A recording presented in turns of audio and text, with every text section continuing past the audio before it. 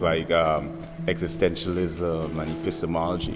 One idea is solipsism, where consciously, but it's on a subconscious level, you could pick up on the dialogue, you could pick up on the information, and this can program your subconscious mind, right? So subliminal, you have atypical, which doesn't fall into any one of the categories.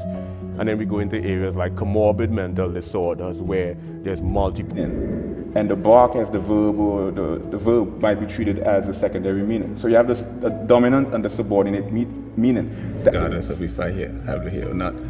And I justify this logic with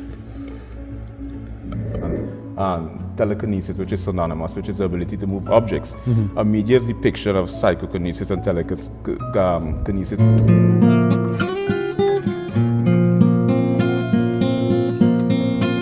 Sound, what is amplitude, frequency, velocity, why do we hear octave? But that's just from a physics perspective. Self-explanatory.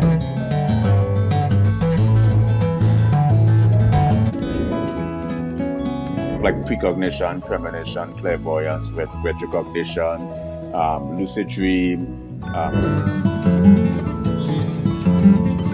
extrasensory perception, trajectory that occurs. You can cross-disciplinary, multidisciplinary, transdisciplinary, and interdisciplinary areas. Persuasion.